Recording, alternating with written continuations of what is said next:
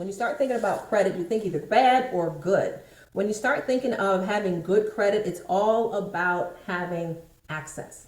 Access to better housing, better rental rates, also having access to having a car, a credit card, a job.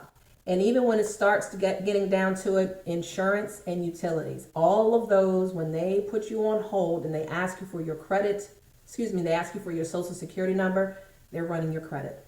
Now, having bad credit on the other end is more expensive and it's going to limit your options. This is the reason why I wanted to have this topic today, not only because I have real estate professionals and entrepreneurs that I connect with on a daily basis, but because I connect with people who are looking for those things, the real estate. They're looking for a place to live. They're looking for a car. They're looking for access. And that is the reason why I really wanted to make sure that we've got this topic going on today so that everyone has access. All right. So everyone in the chat box, just write the word access because you deserve it. And you need to know what these tips are so that you don't fall into a category of let me spend a lot of money or let me invest $1,000 or so for someone who could be running my credit and you really don't know what they're doing. Thank you. Access. That's right. I love the word access. So I want to make sure that we are all in alignment with that word access. All right. So I want to get things started and show you guys just a bit of why this is super important. Please make sure that you take notes because there's a lot of basic things that I could be talking about. There's a lot of basic things that we could be talking about. And honestly, I could be talking a lot of high level information too. But why talk high level if the basics aren't even covered? There's a lot of times when I'm on the phone with clients looking for housing on a daily basis and they're not doing the basic things. And so it's no need talking about anything expensive or this software can do this or that. I just want to get to the basics of what is necessary so that you alone can start working on your own credit. For those that are real estate professionals, just understand in 2010, I did connect with a credit repair company. And I'm thankful. I'm very thankful that I did that because I got to learn a whole lot about the basics of how the credit repair industry really works, how inexpensive it can be, and how these companies out here could really take advantage of people who don't know simply the basics to get things covered. So in this particular topic tonight, we're going to talk about what is credit, how to balance a higher credit score, and tips and strategies for boosting your own credit in the next 30 days. For much of my real estate career, I've worked in real estate for 23 years, and half of that I have worked within the credit education space. So that space is very dear to me because I went through sucky credit. I had poor credit. And there was a moment where I had to face it and make sure I'm not just speaking on something that I never even fixed myself. I had a 480 credit score. And it wasn't simply because I was just not caring about the credit. It's just that I didn't understand what that was tied to get me things access later in life, So with that, I did correct that, quickly got the credit score way up. And this is the reason why I show people on a daily basis right now how to fix their own credit. All right. So let's talk about the last 23 years. Yes, it's been in real estate. Maryland and DC has my real estate ground and also entrepreneur. Okay. For the last half of that's really been coaching entrepreneurs and real estate agents on how to market their brand. And that's pretty good. A lot of people are wondering, which one do you like better? I can't say either one is any stronger, but my calling has been to help other people better themselves. So whether it's helping someone get into a home, better their credit, better their business, all of that has been pretty much the joy of what wakes me up every single day. 2 books I have authored. One on the left-hand side is called Unleash Your Irresistibility. That was the very first book that I did in 2016. That was a book that really uncovered a lot of depression that I didn't even know I had. So Unleash Your Irresistibility was a great bounce back book so that people can understand whether you're a man, woman, or child, everyone has that inner glow inside of them. You just need to know what it takes in order to be able to glow from the inside out. And in 2018, I started with 18 women. I took 18 women with me and had an enjoyable time putting together the extraordinary makeover. So that book came out, and it was not just my story, but I wanted the world to hear 18 other women's stories. Now, here are 2 ebooks that's going to be pretty instrumental for what we're talking about today. Yes, you do, Erica. Thank you very much for the support. And I want to look at the left-hand side, the Simple Credit Repair, 10 Steps to Unlocking an 800 credit score. That was an ebook that I wrote simply because I wanted you all to have that access. Not spend something monthly, not spend $1,000 just to get access. I wanted you to get the do-it-yourself tips, and we're going to talk a little bit more about that in this hour. And also on the right-hand side, start your own business and get funded. So that is a step-by-step method on business owners, how to get your business set up, your LLC, how to get it started with your banking account, your phone system, your email, your website, and all of those things necessary to get your business up and running and looking presentable so that you can get access. Also in there are going to be tips on how you can get funded from different banks. All right. So let's dive right into it. I want to welcome everybody that is on, and just know I want to make sure that everybody that's in attendance here. I want you to really pay attention to how we get to where we are when it comes to credit. Credit is not something that is just, oh, I just didn't pay a bill. Now all of a sudden it's here to this problem. No, it actually comes from different other negative levels in the economy that actually lead to where our credit score actually is. So let's talk about inflation just for a moment. When you take a look at inflation, anywhere these numbers could be teetering around, inflation simply means the prices of goods and services are going up. You all are no strangers to see that every time you walk outside the door, that you've got more things that are more expensive, from gas to food to any services that you probably would think of. You get an email saying, hey, your monthly payment is now going up. So all of that inflation could be teetering around 6 to 7%, depending on, it feels worse than that. And in most cases, most people get a pay raise of at least 7% per year. So if you balance out, hey, I got a raise of 7%, but inflation every single year is still increasing and pulling from my pockets 6 or 7%, that raise meant nothing. That raise meant nothing. And I know many of you feel that. It's like, I go to the grocery store, I have 2 things in my cart, and I'm still hungry. And you would still think, well, why did it cost over $100? Inflation, all right? So these are the reasons why, again, that we're leading up to, why is my credit score the way it is? And again, it's not always your fault. It is always economy, or it is something negative that we did ourselves. So let's talk about the definition of credit. Credit is the relationship between a borrower and a lender. The borrower borrows money from the lender. The borrower pays back that money at a later date along with interest. So most people still think of credit as an agreement to buy something or get a service with the promise to pay for it later. That's credit, all right? And those items are reported on our credit report. Our credit report is simply a history. It's like a resume. We all have a resume of our jobs that we worked. Okay? It gives a description of where we worked, how long we were there, and at that point, our credit report is pretty much very similar. It's the same thing. When you take a look at your credit report, it is everything that you've opened. Is it current? Is it past due? And it's a reflection of what that history looks like to another lender that may want to extend credit to you. In 2022, the median salary was a little bit over $54,000. I want you to again, we're talking the economy on why things are the way they are on our credit report. If you take a look at the salary, it's $54,000. As of last year, it was $54,000. As far as the debt is concerned, I want you to consider the household debt amount is rising every single year. So for credit cards, the total owed by a U.S. household is about $18,000. So that's saying on average, one household, whether it's one or two people in there, it's about $18,000 of debt in that household in credit cards. Moving down to revolving credit cards as well. It could be store cards. It could be, something that you pay on every single month. $7,900.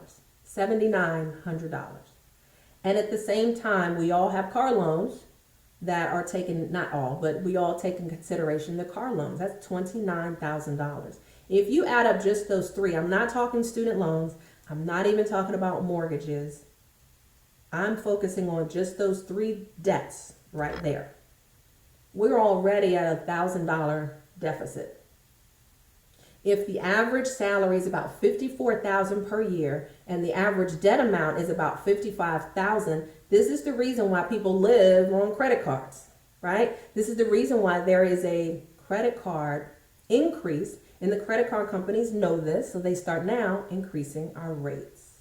Okay? So if this deficit is here, drop in the comments. If we see that there is a deficit, what do we need to make more of? What do we need to make more of so that the credit is not an issue? Forget the economy. We got to keep up with inflation, but drop it in the comments. What do we need to make more of? Money. Money. Thank you. We need to make more. So no matter what, when I take a look at someone's credit report, I'm numb. Like someone's like, oh, I don't want you to see my credit report. Baby doll, I've seen it all. So there's nothing to hide. Let's work on what we can do to get you access. So a lot of times our credit reports tell a story. Something happened during a period of time, right? There was something that happened, income dipped, employment dipped, maybe depression happened. You just didn't care about the credit anymore. But typically, we just saw the numbers of how much the average salary is and then what the deficit amount is in our households. There's no money coming in. We're just robbing Peter to pay Paul.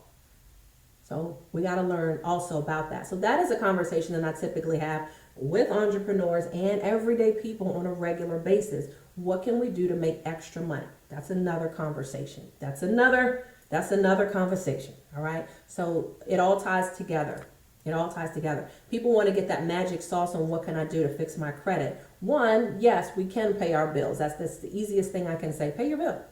Just pay it. You can't just keep avoiding it. But I want to show you there are some things that you can do in the background to start working on raising the score as you're making more money. All right.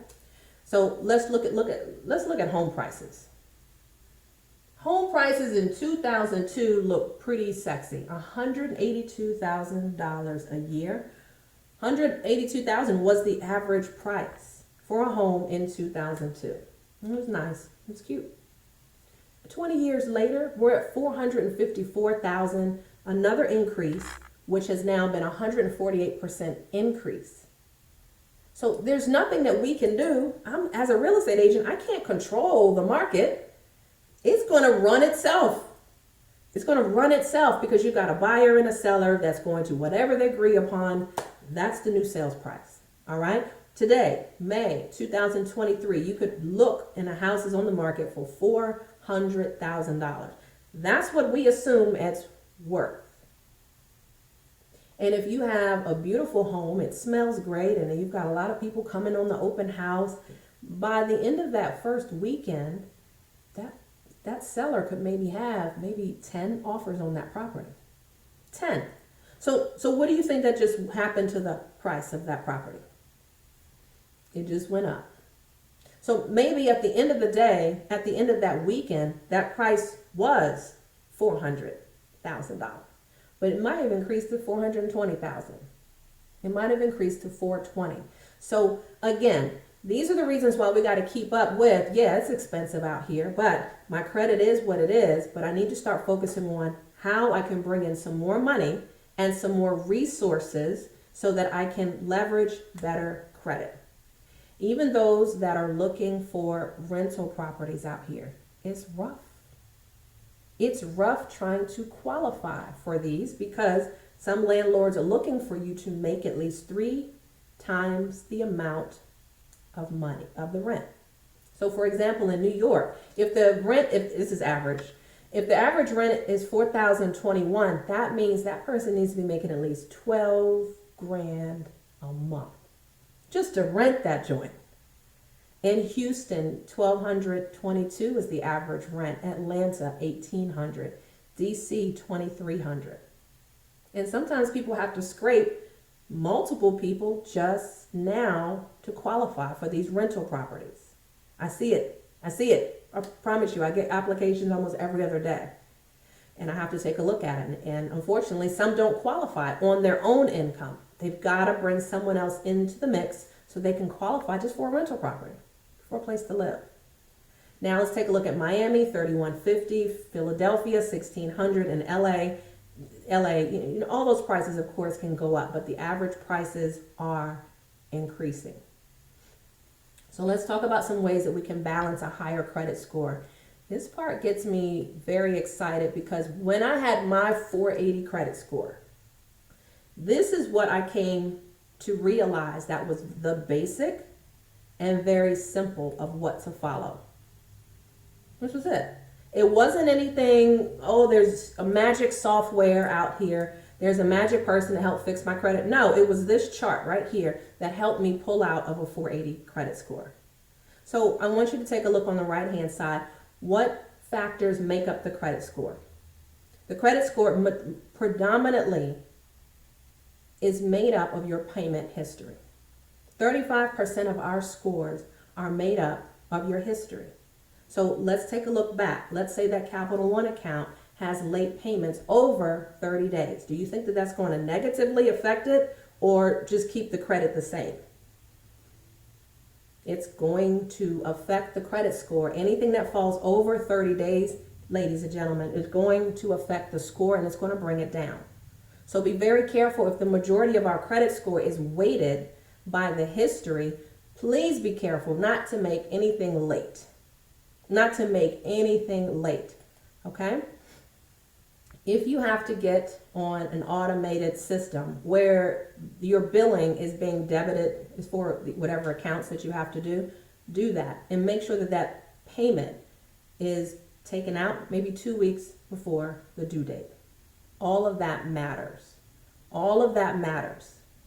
So 35% of our score is made up of the history. So for those that are looking to get an increase, get yourself on budget billing where you are at least connecting that bill to that checking account so that if you forgot and life happens as it does, oh, BG&E was already paid. Oh, credit card was already paid.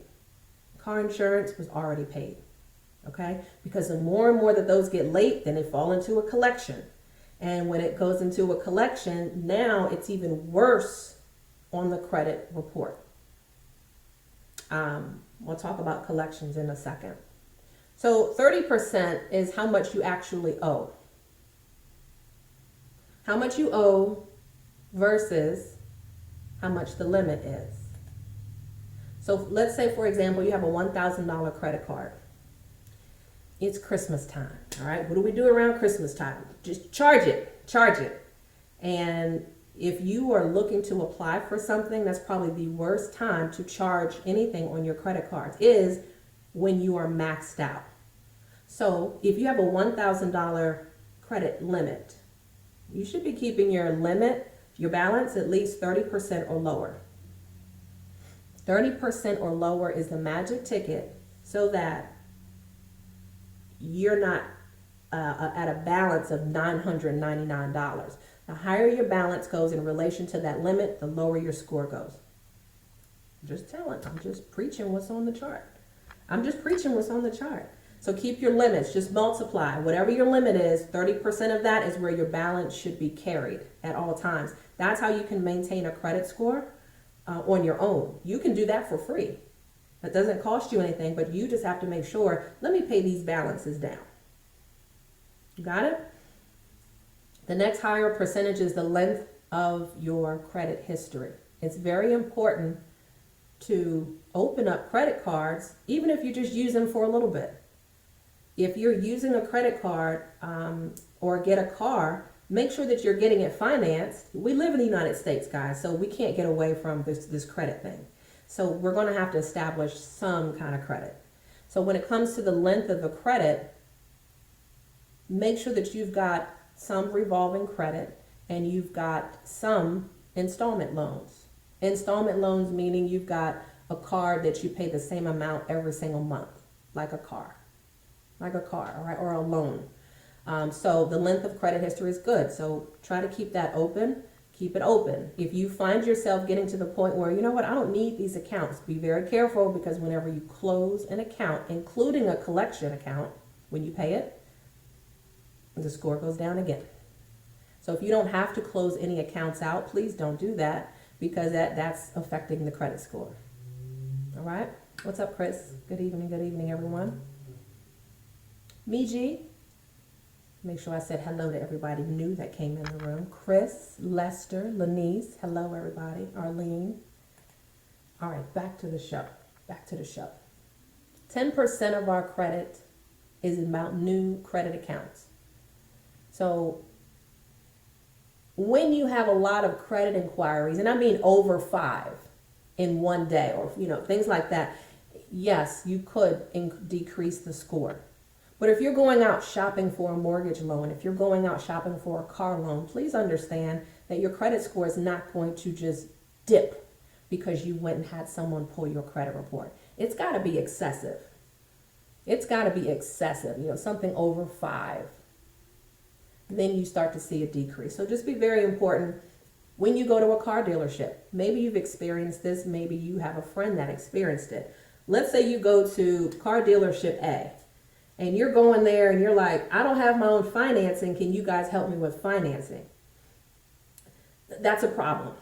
That's a problem right there, because when you walk into a car dealership, you do understand that they have multiple banks that they deal with. So they're running your one application, and it could be to 8 different banks. And especially if you have lower credit, they keep going and they keep going and they keep going to the bank that has the better terms for you. So you walk out the dealership, you don't know it because you don't have credit monitoring. We'll talk about that in a second. You then pull your credit later and you're like, why do I have 8 or 10 inquiries on my credit report? The dealership did it. And it may be something where you can get them off, but it's going to be on there for 2 years. So be very careful. If you can, go to your credit union, go to your bank, try to get financing through them, and then walk into the dealership with your money. That way you don't have to do that whole song and dance of, can you put more money down? And can you get a cosigner? No. I already went to the bank. I got my check. Here we go. Give me the red one. Okay? Just pick out the car you want. So try to get financing on your own with your own bank or your credit union. Okay? And the last 10% is about the types of credit that you have. So that variety of having credit cards and installment loans matter. Okay? I had a couple that came to me, and this is super important. I had a couple that talked to me yesterday, actually. They want to purchase a home together. And this happens so many times. And for my real estate folks, I'm sure you all have seen this multiple times. And I have to put myself in a position where, of course, I'm a third party, but at the same time, I'm coaching them on the right thing to do for their future. Wife calls me and she says, Lorie, we're looking to purchase a home. I've got an 800 credit score, but my husband, his score is a little bit below 600. So here we are, husband and wife, looking to purchase a home. And there are things now that's going to get in their financial future, their emotional future, because she's ready. But he's dragging his feet on, well, I didn't think it was that important. And a lot of times when you start getting together in relationships, ladies and gentlemen, it could be flipped. It could be the woman who has the sucky credit, and it could be the guy is like, I got everything together, but my girl has not. This is where financial education is important. So all my professionals that are out there, have that conversation as much as you can so that you're the third party, they respect you, and have them walk away with homework so that they can look at this and see, we need to do better. Lorie said, or, Liz said, Chris said. Because when you're trying to battle a conversation with husband and wife, they're not going anywhere because they don't respect the financial conversation quite yet.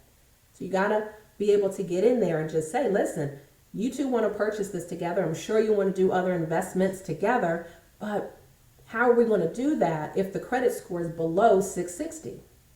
What can we do to start getting you to that point? And I think a lot of times that spouse or that partner doesn't want to see what the reality really is. So it's very important to order your credit report, take a look at these items, swap credit reports, and actually see, what does your mate really have? Because you may think everything feels together and they look all together, but for a lot of times they're just kind of pushing it in the closet because they don't want to address it. Now, when it comes down to renting a property, buying a property, getting a car, or getting utilities on, this is when it's going to start coming out. So take a snapshot of this. This is very important so that you can start weighing out the real things that you can do on your own history. 35% remembers your payment history. If you can't remember to pay bills, then whoever writes the bills in that household, make sure that they get on auto billing. The other thing is pay your balances down. Paying your balances down is probably the quickest thing that you can do to automatically raise your score within the next 2 weeks. And the last thing is just make sure that you don't continuously keep closing accounts out because you don't need them right now. Leave it open, because the longer that you have accounts open, the better it looks in your credit history. Same thing with a resume. The more that you've had a history with working a particular job or an industry, the better for you. So here's a quick chart on where the credit scores could fall.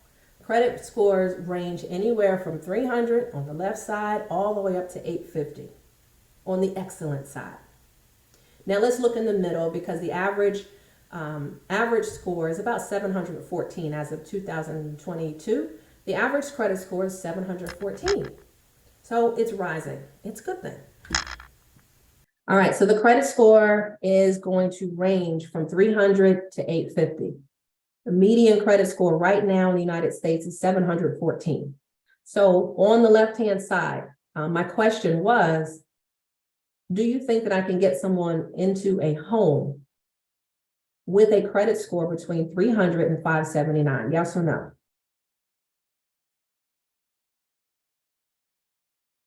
What you think? No. It was a quick no.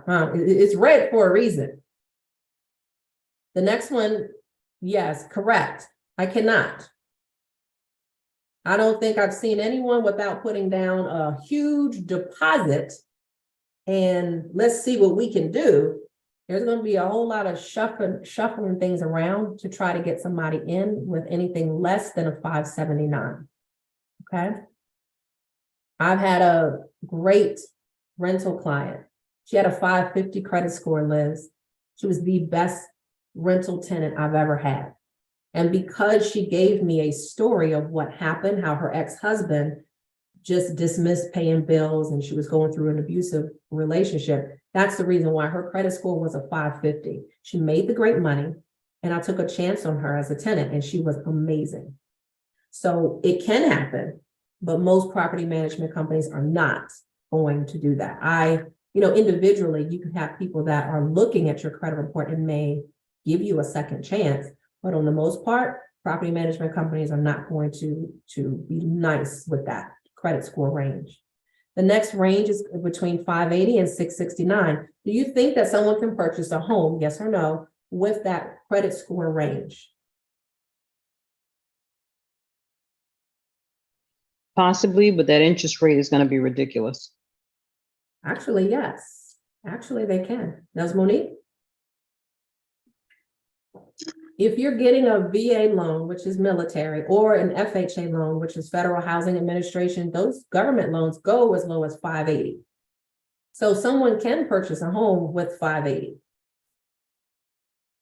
When you start taking a look at down payment assistance programs, right? They want a higher level because they're giving money out from the state. So I know the Maryland mortgage program, you need at least a 640 in order to get down payment assistance through the state of Maryland. So anywhere in that range, that orange range, yeah, you can buy a house within that range. And anything higher than that, yes, you're not going to have so much limitations and documentation that's needed the higher the credit score that you go. Again, we're talking about giving you access. And some of the loans will require more verification, let's say a rental history. It may require more documentation if you have a lower credit score. So in a nutshell, it's more expensive to have fair and poor credit.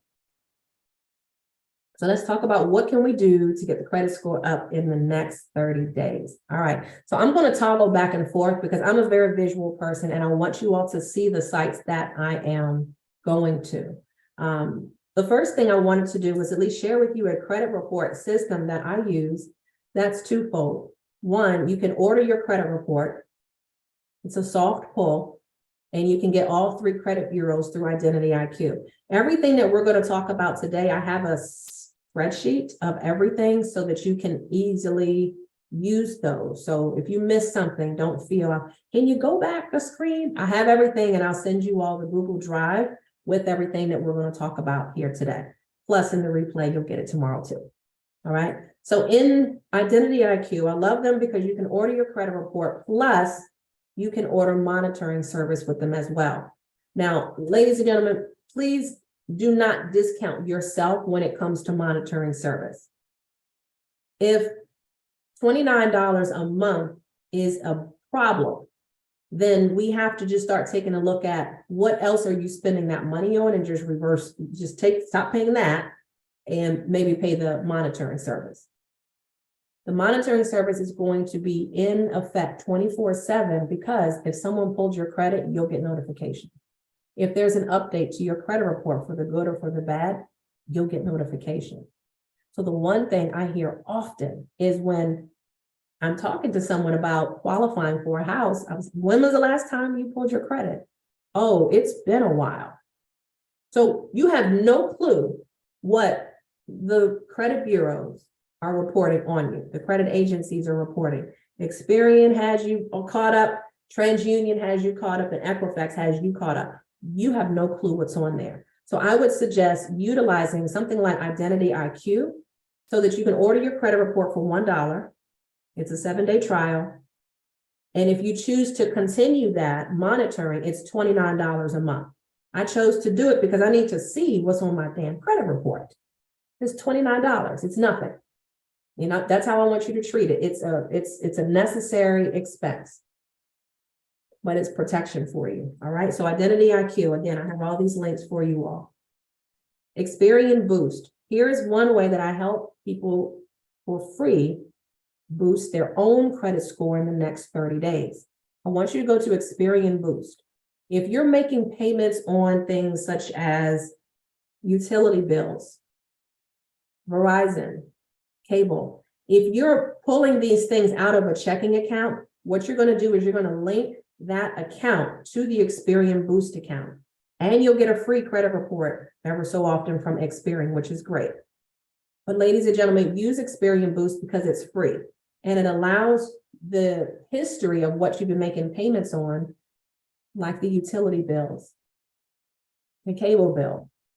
And even now they've got rent on there. I don't know all the details about the rental, but you can also see if your rental management company qualifies to get on here. But just imagine you're making payments on BG&E and Verizon, and you actually are getting payment credit now on your credit history. So don't dismiss that and just say, well, yeah, I'm paying it. No. Get credit for it. Get credit for it. All right. So Experian Boost, I use them to help boost my credit like 2 years ago. And it really helped because I was already making payments on these utilities anyway. So make the connection with Experian Boost. Okay. Rental Karma, I connected with Rental Karma. Don't mistake this for Credit Karma. That's a bad word to me. Rental Karma is a third party that's going to help you get a rental trade line added to your credit report.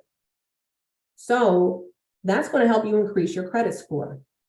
So their service is about $75, and they will go back as much as 2 years on your rental history. And I think it's about $8 per month.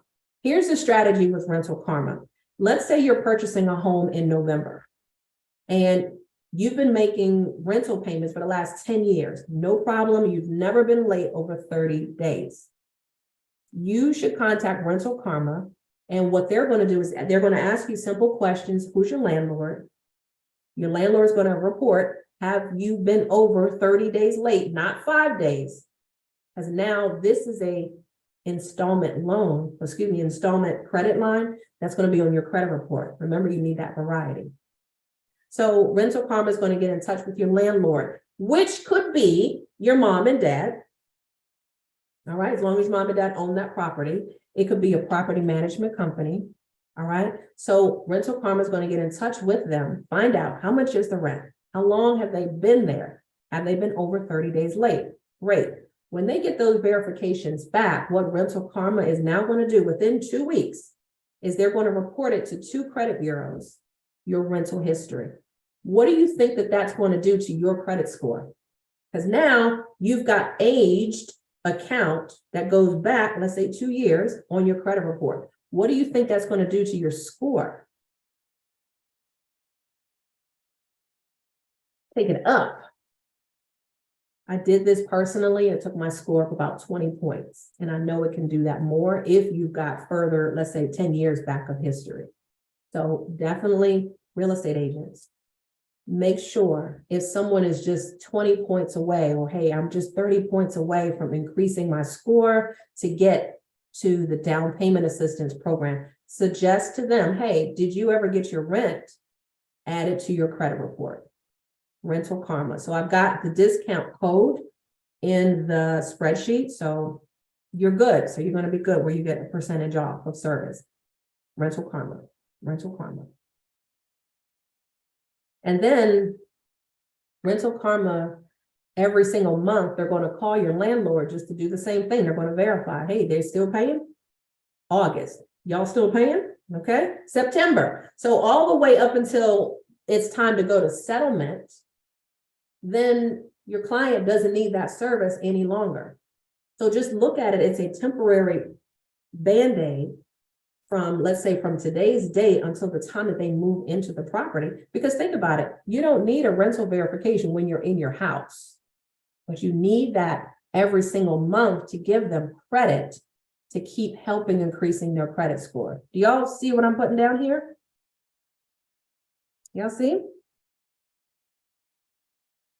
All helpful ways within the next 30 days that someone can fix it. If they choose not to do it, Chris, Arlene, Erica, Gayla,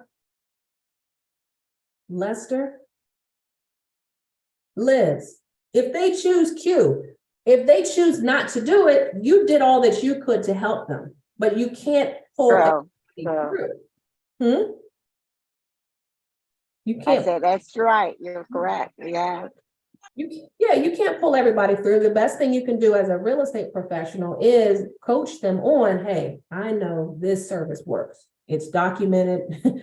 A lot of real estate professionals use it. Property management companies use it. This is going to be something that's going to help increase your chances of getting into this rental.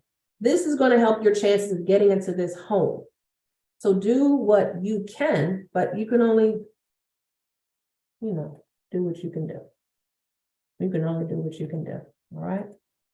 All right. So let's move on to one more. For those people who are looking to add trade lines to their credit report, you ever heard of a naked credit report or a skinny file? If the loan officer ever tells you that, it's because that individual doesn't have much credit. Can they buy a house? Yes, if they probably go to Experian Boost to get some non-traditional credit put it on there, they can. They can also go to a trusted company called Tradeline Supply. Now, look at Tradeline Supply like they are a credit broker. You've got buyers out here who buy trade lines because they need to add to their credit report history. And then you've got sellers out there who have the credit cards so that the buyers can be added as an authorized user. So you may know someone that has a 10,000 or 20,000 or more credit card limit that they're not even using. Grandma, right? Grandma probably, or grandpa probably has credit cards and they think I was late 15 years ago. And you think late 15 years ago, they think their credit is bad, right? Grandma's credit report is the 799. And grandma could have access to a Bank of America account that she's had open for a while, but she's not even using the card. She was late one day and she thinks that her credit is trash. So you may want to reach out to people who have credit cards and find out, hey, do you want to put your trade line, your credit card on this platform? Because you could be getting paid because buyers need credit cards. They need this authorized trade line. So here's how it works. Let's say I've got one credit card on my account. And what I'm trying to do is I'm trying to build my personal credit report up. And I may want to buy 2 trade lines, because if I get 2 trade lines, I don't have access to the seller's account. They don't know who I am. Like I don't know their address or anything like that. And I can't even use the card. But as a buyer, I can go to Trade Line Supply. They've got a list of credit cards that I could buy. So I'm going to see the age of how long it's been open, what is the limit, and then how much it is to buy that trade line. That's it. You're buying a trade line. And that simply means that once you pay for it, and it'll tell you the date that it's going to go onto your credit. So let's just say June 1st, it's going to hit my credit report. When it goes on my credit report on June 1st, it's as if that credit card has been there for the last 5 years. I'm just an authorized user. So for people who need to build their credit up, this is the last thing I would add to it, because you got to pay for this. But anything else, if you can do Experian Boost, add the utilities that they're already paying, if you can add the rental reference onto what they're paying, Trade Line Supply is the last thing. I used Trade Line Supply over the last 2 years when I was building my business credit. So there was a strategy involved because I wanted to get higher credit limits on cards so that it looked like my debt to income ratio looked really, really, really low. But that was good. It stays on my credit report for 60 days. So if you're buying these trade lines, let this be the last thing that you do, but you're typically being strategic when you buy this. You're trying to get some funding. You are looking to get a higher credit score. I mean, typically most people do that to get into a house, or again, they're trying to get business funding. Okay. How are you guys doing so far? New tips? You guys get some new tips so that you can share with your community or even yourself? Even yourself? Good. Glad you like it. All right, let's talk about one last thing. Thank you. I want you to take a look at National Business Capital. Now, if this is something where you are looking for actual funding, once I got the credit, once I got the trade lines with Trade Line Supply, I then went to National Business Capital because as a business owner, you can get lines of credit and loans through your business. So that was the reason why I set it up where I had to add some trade lines to really increase my credit score. Because as an authorized user, I don't have access to the guy's or lady's account, but it helped because it looked like it's a brand new account with a very small balance, and they keep their limits almost like within 10% of the limit. So, you know, it's not like that person's going to just go out and just go crazy on the balance. They have a responsibility as a seller to keep their balances super low if they're going to stay on this program. But National Business Capital, for my business owners out here, the reason why I wrote that ebook also was to help people get funding like this. So if that's something that you feel in your business or you want to get your business properly set up, let's connect so that we can make sure that your business is set up and you're getting funding through your business and not running everything through your personal credit. All right, you've got to be able to separate the two. Your personal credit is here and your business credit is here. They don't merge. There's things that are sitting on my business credit report, and maybe some of yours as well, the personal loan doesn't even know about. So your debt to income ratios are not going to be so high because of the loans over here on your business side. So that's one of the perks you definitely want to do, is make sure that you get your business set up so that you can get funding with your great credit. And I would say some of these companies will go as low as a 550 to get business funding. Now, the terms aren't that sexy, but I'm just letting you know the lowest that they can go is 550. But we're talking about raising it, okay?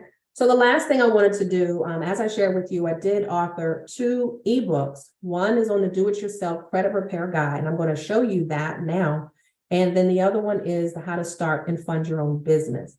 Those 2 are very helpful for 2 different reasons. One, of course, is setting up your business. One is, setting up your personal credit so that it can be phenomenal. Setting it up also with templates. The credit disputing templates are there that you can use over and over and over again. And then when you get the credit up to where you love it, then you can start taking a look at, all right, let me get some business funding. Because if you're at least 660 or over, that's the sweet spot for getting into houses and for getting loans as well. So let me share with you when you get the do-it-yourself, and some of you had already got the do-it-yourself guide. As mentioned, I've worked for companies where you're spending anywhere between $70 and $90 per month for credit repair services. If you're already with a deficit problem, I don't want to put more debt on you. It's totally there if you want. I have companies that will do that. But I want to make sure, can you save that $70 or that $80 per month and maybe put that towards a bill? We already see that the economy is not in our favor. So why add to something if you can do it yourself? Here's a sample of what the dispute letter looks like on the left-hand side. On the left-hand side, I give you a copy of a template. All you need to do is fill in the blanks. You're not Mickey Mouse. You don't live on Disney Road. So you're just going to fill in your information at the top. I give you the address of where to send these 3 copies, because you're going to make the same copy, but you're going to mail it to Experian. You're going to mail it to Equifax. You're going to mail a copy to TransUnion. The language is already written for the best effectiveness, so that you're telling the credit bureaus, basically, I'm disturbed looking at my credit, and typically through the Fair Credit Reporting Act, I need you all to verify this information in my credit report. Good, thank you. I know, Doreen, we already talked about this last week. As I was eating my hot tamales in the car, I know you already got yours out. So what you're going to do is first pull your credit report. Where are we going to get that from? Where are we going to get the credit report from? Identity IQ. Girl, she paying attention. You pull that, and that is going to be your Bible of what you follow, because then you're just going to copy the negative information from that report and just paste it over here. However many accounts you have, you can have 3, you can have 30, it doesn't matter. But try to do like 5 at a time. Just 5 at a time, because you don't want to explode the bureau with too much at one time. This is the best way. This is called a 609 letter. And you get this, and then you just start copying your account, enhanced recovery. Whatever account number shows on the report, just put that on here. If it's a partial number, put a partial number. You're saying validate it and please remove it from my credit report. All you have to do is keep that same language and just keep duplicating it for the collections, the child support, the judgment, the bankruptcy, whatever accounts that you have, anything with late payments, anything that's derogatory on your account, you're going to put it on here. Even on the second page, we're asking them to remove any inquiries that never resulted in a loan.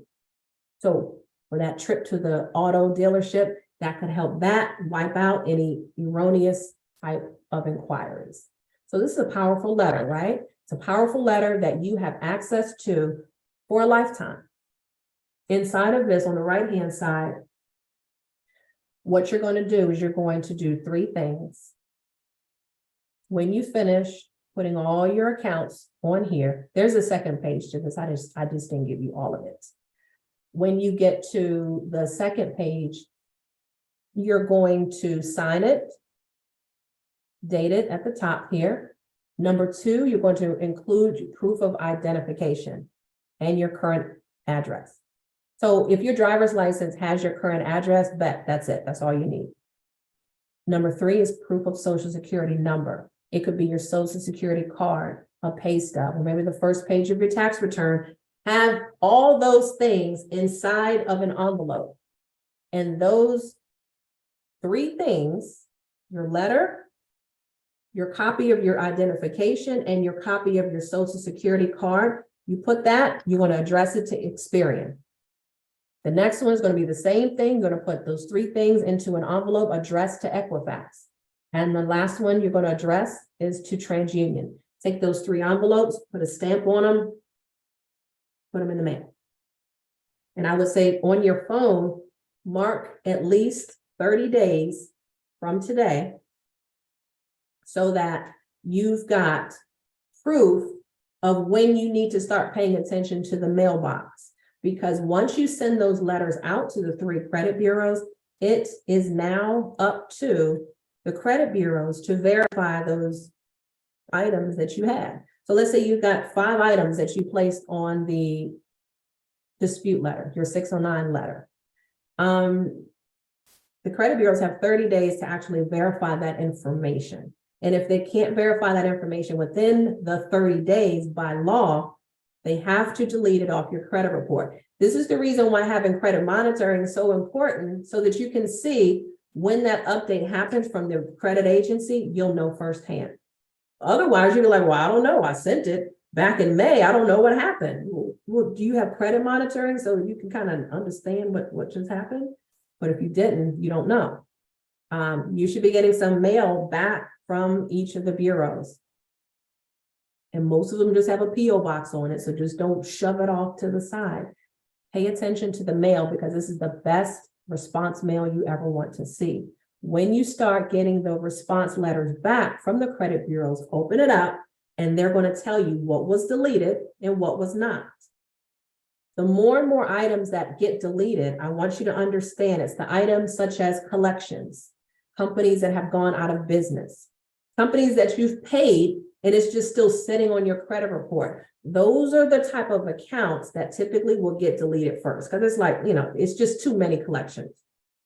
And for that reason, you will start to see, wow, my credit score just went up, and you'll know it because you have monitoring.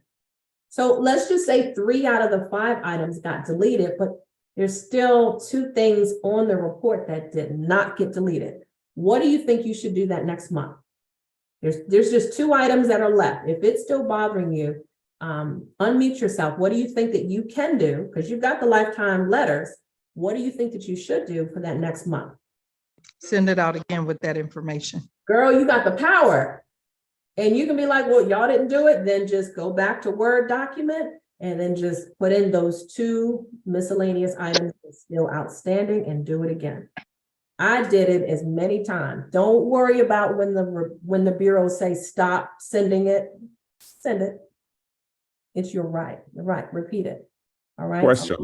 You have access to that for a lifetime to keep that going as many months as you need to. Yes. Why can't you do it online? It's more effective. Hey, Demetri, I didn't know that was you. It's more effective because you actually have the writing, that language that's written in there, to challenge them to support everything you're doing by the Fair Credit Reporting Act. So I've seen some things done, but it's more of a commercial way of just making you feel good to think that it's really effectively getting done. But put it in writing. It's better. I was going to say, yeah, because when you have it in writing, it's a legal, you have legal documentation, you have tangible information. And when they respond to you, they have to, well, let me just say, when they respond to you, you have what they sent to you. Yeah. Online, don't trust online. You don't have proof of it being done. And so I would just say, don't take any shortcuts when it comes to your credit. They're always going to. You're in charge of that. You're the boss. No one else is going to come behind you. So I would just say, do what you can, like we just discussed, to make sure that you got the best results. Nice. Good question. That's a good question.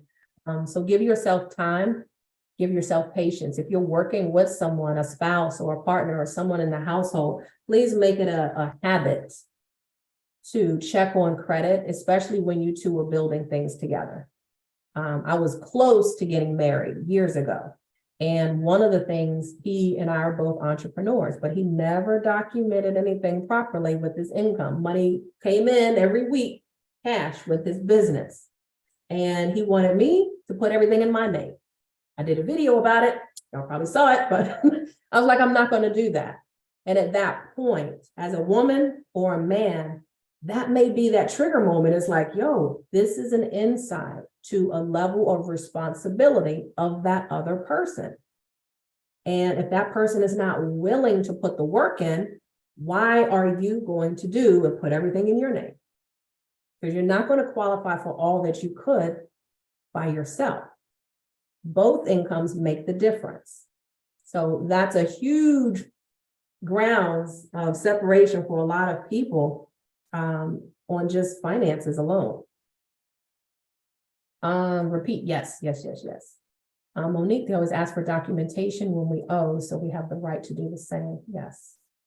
And I would say with that, go to my Linktree link, and if you want to get that do-it-yourself version, it's only $49. If you're a first timer to my page, it's 10% off.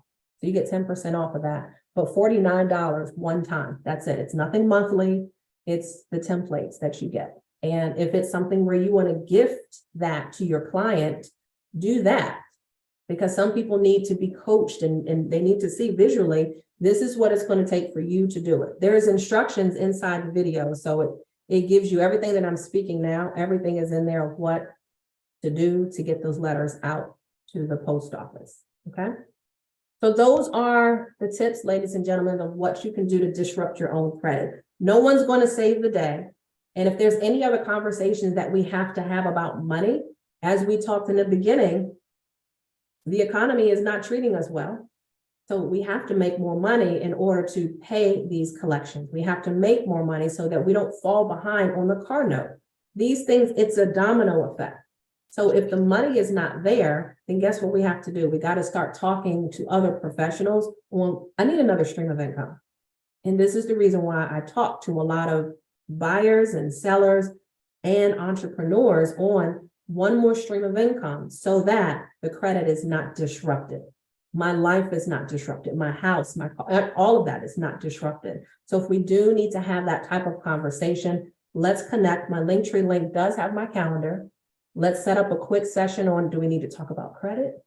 And just get you a little bit more answers to that. Or do we need to talk about one more stream of income that works for your particular industry?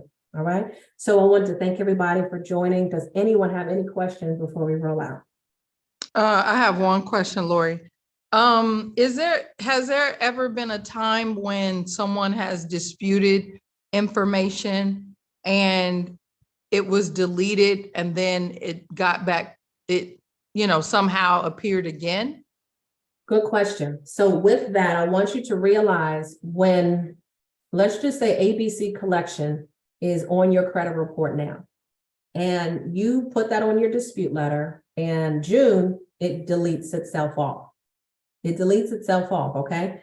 How that, two ways that collection, Erica, can come back is one, if ABC collection calls you and says, hey, this is an attempt to collect the debt, any information used, all that. If they say that and they say, hey, is this Erica Majors? If you confirm that, yes, I'm Erica, the debt lives again. So for all I know, you could be Mickey Mouse, but if you confirm your name, you just brought that debt back alive again. That's one way.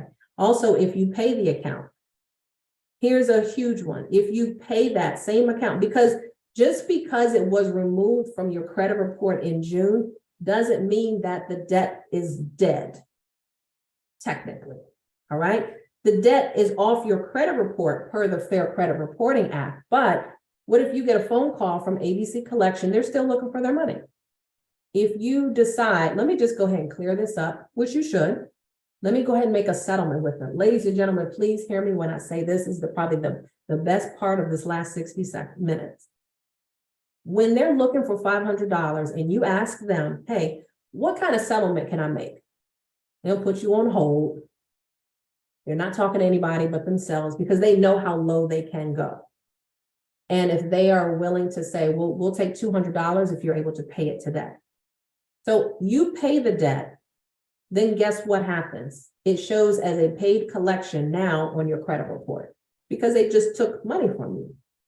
So the best way to avoid something like that is when you are making a settlement with these credit companies. If the collection company took $200 or however much that you all settled upon, make sure you ask this magical question. You guys ready? Y'all leaning in? Listening. Please. We leaning. Please remove this from my credit report after I give you the money. I That's was it. leaning hard too. You were? Well, that's all I got for you. That's all I got. Yes, I like that. If I pay you, I need you to do something for me, ABC Collection. I need you to remove this off of my credit report as if it was never there. So if they delete it, it's called paid for deletion. If you pay and they delete it, then it's as if it never was on your report. That's what you want. And that will automatically raise your credit score. Every time that we pay collections off, you're probably not asking that question. You're just doing it just to pay it, right? But lo and behold, what you can ask them is, remove this off my credit report after I pay it. And now that lifts your score way up. And not every company is going to do it, but you should damn sure ask anytime there's a collection. If they say, no, we don't do that, then guess what your backup is? Those 609 letters. No problem. I got the letters already. So if you're not going to delete it, even though you paid it, just go to your dispute letter, put that collection account on there, and you take it to the credit bureaus. That's it. That's your last resort of trying to get that item off of the credit report. Monique. Yes, definitely. Anytime that somebody makes a settlement with you, get it in writing. If they say, we'll take it down to $200, give me a letter, email it to me, that's fine, but I need you to prove that this happened. And then this is the reason why credit monitoring is super important, because as soon as that does come off the credit report, you'll know it because you'll get notified about it. Right. And then my other thing is it typical? I'm sorry about that. Mhm. Is it normal for them to, I think they said that they can take like 40% of the total debt? Is that so? Yeah, it's up to them. I'll just ask. Yeah, Every like, you have an opportunity, whenever, I don't care if it's $25 that you owe, how much of a settlement will you take? Because I ain't got it. right. And they don't want it on their books neither. That's a whole nother different type of debt. But you got to understand, should you pay the debt when the original company has already written it off? Is it your responsibility to pay it? It is. But when you start taking a look at your rights and understand, okay, ABC Collection Company just paid for this debt, so they can just make some money on us. But we live in America. So if you want to fight that battle on, I don't need to pay it and just let that carry on, what is that doing for your credit? While you're fighting the power out here and you're like, well, I don't have to pay it. I don't have to pay any collections. I'm going to wait for it to drop off. 7 years, where did this thing come from? Meanwhile, you can't get a car, you can't get an apartment, you can't get a house because you're fighting the power. So you have to be careful with where you fight your battles with, I'm not going to do something. You got it? Because medical collections are not going to be damaging to you as of this year. They're not going to be damaging to you.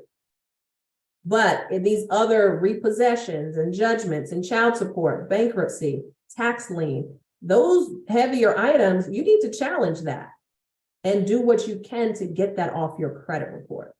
Okay? So it's not necessary that you pay anything. But we live in the United States. You're not going to get shit if you don't pay it. So make a settlement with them. Ask them, will you guys send me a letter of this arrangement we made? and then I'll go ahead and pay it. But I need you to remove this off the credit report. And if they say yes, great. Check back in about a week. Hey, Bob, I just want to make sure that y'all did what you're supposed. Okay, good. Just want to make sure it's off my report. Yes, Ms. Woodruff, it's off. Cool. And if they don't, and that's okay, because they have to check back with the original creditor to find out if they're able to delete it off your credit report. So just because ABC Collection says no, you still have the 609 letters. If you invested in it, the $49, if you got that, then you can certainly just challenge it with the credit bureaus yourself. It's like, I'm gonna just go above you and try it on my way. Okay. Good question, Monique. Doreen, clarify that a little bit more for me. Yes, I was gonna say that, like, if there are accounts that you have on your account that actually got the company paid it off and it says it, it's still on your account though, but it just says write off or paid off by the actual company itself. Mhm. What is that? Debt. Somebody's looking for it. Somebody's. So let's just say, like I've seen this one just recently. It was a car that was repossessed, and it was just sitting there. But lo and behold, there was a collection company also with that same balance. So the car company sold the debt to the collection company. So it's just like them handing the debt off to another company. The car company wrote it off on their books. They're fine. They're clean for their tax purposes, but they wrote that debt off. And now ABC Collection is now looking for pennies on the dollar just to get something for it. So just make sure that you check your credit report to make sure, is there someone else that picked up this debt? And even some mortgages, what I've seen is, that's a question for a mortgage loan officer. I have seen people get into loans, home loans, with a repossession still open. So it really just depends on the loan company if they will be able to finance some people with a repossession with a balance still showing. Got it. Okay. I always wondered what that was. Thank you so much for clarity. You're welcome. Credit is trash. You know what I'm saying? It keeps us in bondage almost, but you got to play the game if you want stuff in life, you know? And as I said at the top of the conversation, having good credit is about access. If you want the house, you know, you got to get that score up. If you want that apartment, utilities turned on in your name, you want the credit cards, you want that job. There are a lot of times credit is that 9 digits. They're going to be looked upon, and it's almost a discriminating way of people saying yes or no if they're going to do business with you. So on the opposite side, having less than perfect credit is expensive. You're going to pay more money over a lifetime simply by having bad credit. So in this economy that we're in right now, we don't have a choice to just say, we'll just see what happens. No, we've got to make more to keep up so that we can keep our credit, which is everything, in order to be able to get things that we need around town. Okay? Is that it? Did I address all the questions? Good. All right. So again, you guys get in touch with me on 2 things, which I adore having conversations on: credit, real estate. And certainly the third thing is, of course, if we need to talk about one more stream of income to help you combat everything that's on that credit report, to start putting a plan of action together. Let me know. My Linktree link does have my calendar, and I'd love to speak with you guys. I'll see you guys next week on the next show, and you guys have an amazing week on purpose. Thank you.